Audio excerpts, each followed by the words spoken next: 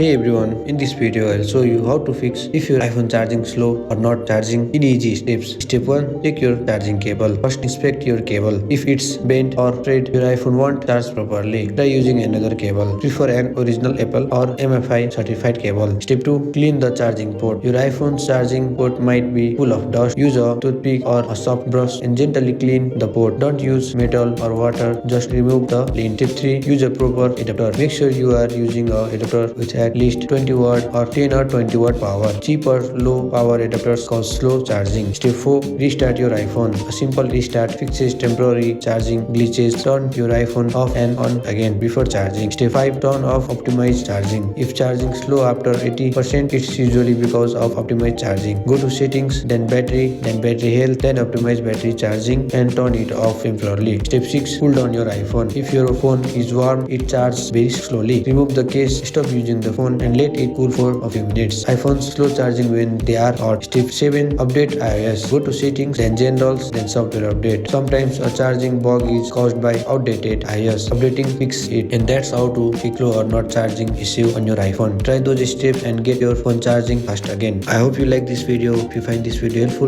drop a like, subscribe to our channel. See you in the next video.